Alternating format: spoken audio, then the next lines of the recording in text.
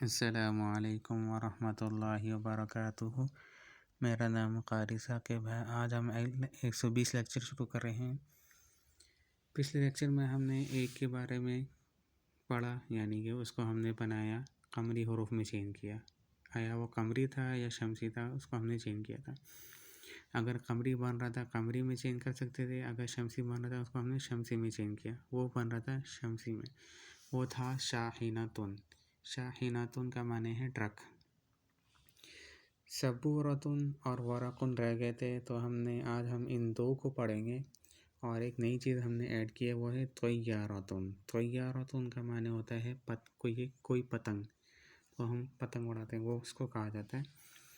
تو الصبورۃ، اب یہ ذہن میں آپ نے رکھنا ہے کہ یہ سین مشدد اور با مشدد، واؤ ساکن سے پہلے پیش آ رہی ہے، تو یہ واؤ مدہ یعنی حروف مدہ بن رہا ہے۔ را کے اوپر زبر ہے اور تا کے اوپر پیش آ رہی ہے۔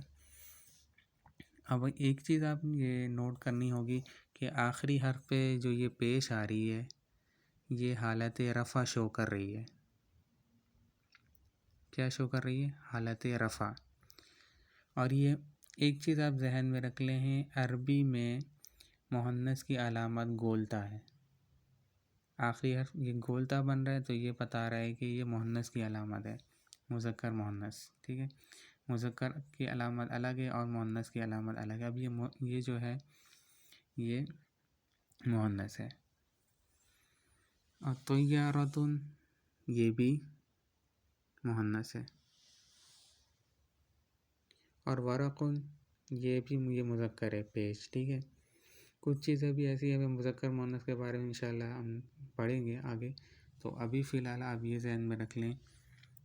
تو یہ چیزیں جو آپ کو کرا رہا ہوں، یہ آپ فی الحال نوٹس بناتے جائیں۔ نوٹس بنانے کا فائدہ یہ ہوگا کہ آپ آگے چل کے آپ کو مشکل نہیں ہوگی۔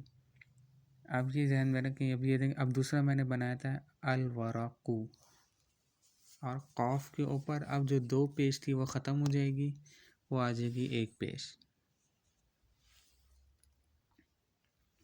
تو اب یہ یہاں پہ میں نے ایک کاغذ کا ترجمہ نہیں کرنا تھا، لیکن میں نے ایک نہیں لکھا، کیونکہ آپ کا ذہن اب اس طرح ہونا چاہیے کہ شروع میں ال نہیں ہے، تو ورقن کا جو ترجمہ بنے گا ایک کاغذ۔ اب میں الورقو پڑھوں گا تو کیا ہوگا، صرف کاغذ کا ترجمہ کروں گا، کوئی ایک کا مفہوم نہیں لانا ہے۔ تو اب سب سے پہلے یہ ذہن میں رکھنا ہے کہ کوئی ایک کا مفہوم گرانے کے لیے، یعنی ختم کرنے کے لیے، اس کے شروع میں یہ دو حروف لائے جاتے ہیں، حمزہ اور لام، ٹھیک ہے۔ انشاءاللہ ہم جب آگے جائیں گے تو کچھ چیزیں ایسی ہوتی ہیں، ہم کسی کی طرف اشارہ کریں گے، کوئی قریب ہے تو اس کے لیے کیا چیز استعمال ہوتی ہے عربی میں، اور قریب کے لیے کیا ہے، دور کے لیے کیا استعمال ہوتا ہے، یہ چیزیں قرآن میں ہمیں استعمال ہوئی ہیں۔ تو اب اتنا کوئی مشکل نہیں ہے، ہم کافی چیزیں پڑھ لی ہیں، ہم ووکیبلری بھی ساتھ کر رہے ہیں، تین ووکیبلری کے ساتھ ہمیں پریکٹس ہو رہی ہے۔ اس طرح یہ ہو رہا ہے کہ ہماری ریویژن بھی ہو رہی ہے، تو خاص طور پہ میری ریویژن ہو رہی ہے، تاکہ آپ لوگوں کو پڑھانے سے یہ فائدہ ہو رہا ہے۔ تو اب یہ ذہن میں رکھنا ہے کہ یہ دو کور ہو گئے، تو اب ہم نے اس کو پکا رکھنا ہے، اس کو نہیں چھوڑنا۔ اس کے بعد ہم آگے چلتے ہیں۔ یہ تو کور ہو گیا۔ اس کے بعد ہم جملے تھوڑے آہستہ ہم جملے کی طرف آتے ہیں۔ تو اب کوئی چیز ہم قریب پڑھی ہو تو اس کے لیے کیا استعمال کیا جاتا ہے۔ مثال کے طور پہ میں کہنا چاہتا ہوں میرے پاس یہ قلم ہے، میں کہنا چاہتا ہوں یہ قلم ہے، تو انگلش سب سے پہلے لے، انگلش میں آپ کو ہر کوئی پتہ ہے، اس کے لیے استعمال ہوتا ہے دس از اے پین، یہ ایک پین ہے، یہ اس کا ترجمہ ہے، یہ انگلش میں ہو گیا، ٹھیک ہے۔ اب میں نے اس کو عربی میں ٹرانسلیٹ کرنا ہے، عربی میں اس کو بولنا ہے، تو کیا ہوگا، اس کے لیے دو سمبل استعمال ہوتے ہیں، ھذا اور ھذہ۔ یہ دو، یہ جو ہے یہ مذکر کے لیے آتا ہے اور یہ مؤنث کے لیے آتا ہے.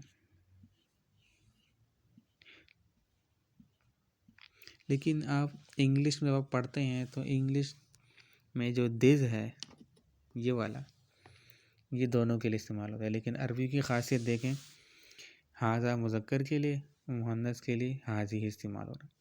اس کو جب ہم اس جملوں میں استعمال کریں گے تو آپ کو اندازہ ہو جائے گا کہ ھذا کس کے لیے آتا ہے اور ھذہ کس کے لیے استعمال ہوتا ہے. تو ابھی فی الحال میں آپ کو ایک سیمری جو کرا رہا ہوں، یعنی کہ اسٹارٹ ھذا کے بارے میں اور ھذہ کے بارے میں، کیونکہ ہم نے یہ چیزیں جملوں میں استعمال کرنی ہیں.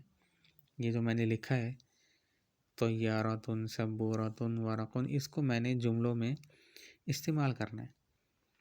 ابھی چھوٹے چھوٹے جملے بنائیں گے، کچھ آہستہ آہستہ کے بعد ہم بڑے جملے بنائیں گے. تو اس میں کوئی مشکل والی بات نہیں ہے. میں وہی بات کہہ رہا ہوں، آپ میری لیکچر سنتے جائیں اور نوٹس بناتے جائیں، بس یہ کریں. آج ہم نے یہ چیز شروع کی ہے، نئی چیز ھذا اور ھذہ. اور ایک بات ذہن میں رکھنا ہے آپ نے، یہ ھذا کا جو یہ الف ہے یہ آپ نے ذہن میں رکھنا ہے، قرآن میں بہت استعمال ہوا. اور قرآن میں دو الف بھی آتے ہیں. ایک الف جو ہوتا ہے وہ اس کا ہوتا ہے، اور دوسرا الف جو ہوتا ہے اس کے والے کا ہوتا ہے، دوسرے کا ہوتا ہے. ابھی ہم اس کا ذکر نہیں کریں گے. تو اب اس کو ذہن میں رکھنا ہے کہ اب جب بھی الف آئے گا تو اس سے پہلے لازماً آپ کو زبر ملے گی.